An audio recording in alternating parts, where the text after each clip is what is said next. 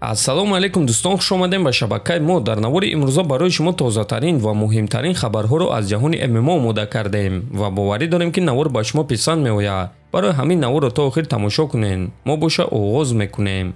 дӯстон, акнун шумо метавонед аз ширкати шифофармо ҳама намуд доруҳои гиёҳиро бо нархи арзон ва сифати олӣ дастрас кунед. доруҳо барои хароб ва фарбешавӣ, дарди дил, дарди меъда, пастаҳо барои хунукзадагӣ, барои қавӣ кардани мардонагӣ, барои шахсоне ки фарзанд ёфта наметавонанд, равғани усма, хилба, равғани сиёҳдона барои ҳамаи дардҳо, шампунҳои гиёҳӣ. худи ҳозир ба номерҳои дар рӯи экран буда занг зада доруҳои даркории худро бо нархи арзон дастрас кунед ва ҳатман аз номи канали паҳлавон гап занед. ҳамин гуна шумо ҳам доруҳои даркории худро дастрас мекунед ва ҳам канали моро дастгирӣ мекунед.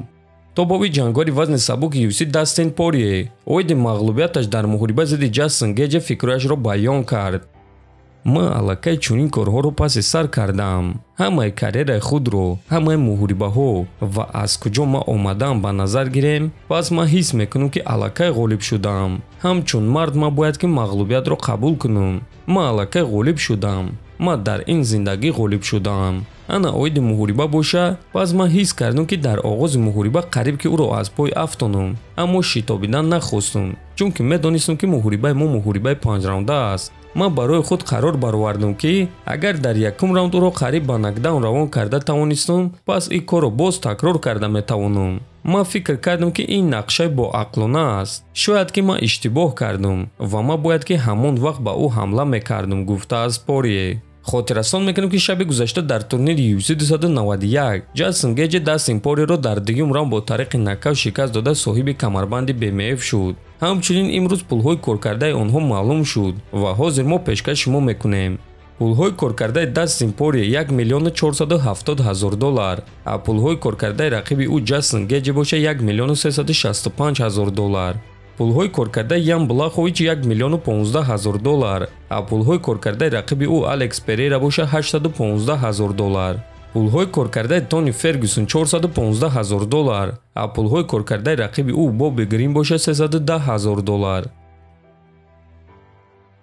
дӯстон, аллакай рӯзи 11 август дар Москва турнири ACI 161 баргузор мегардад ки дар он 6 варзигари тоҷик баромад мекунанд. рӯзҳои истироҳатии гузашта ду варзигари тоҷик Давлатманд Чӯпонов ва Фаридун Одилов ки дар ин турнир баромад мекунанд, пеш аз турнир нақшаҳои худро баён карданд. биёед оғоз мекунем аз суханҳои Давлатманд Чӯпонов.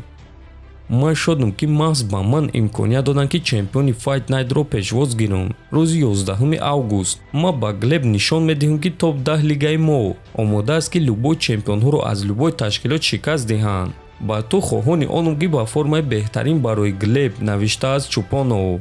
хотиррасон мекунем ки Давлатманд Чӯпоновро муҳориба зидди чемпиони пешинаи Fight Night Global Глеб Хабибуллин интизор аст ва барои Глеб ин дебют дар ташкилоти ACA хоҳад шуд. акнун бошад дӯстон, мегузарем ба суханҳои Фаридун Одилов. ҳадаф ва вазифаи ман дар ташкилоти ACA танҳо камарбанд аст. айни замон ин камарбанди гран-при аст. ман бениҳоят сахт соҳиби ин камарбанд шудан мехоҳам.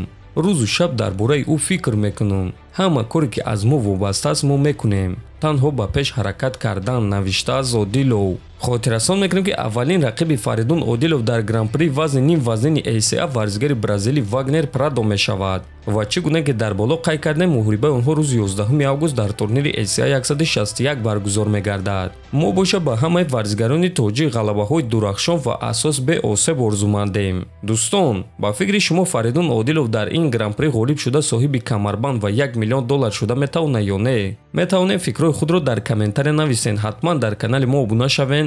то боздид хонободу сарбаланд бошен.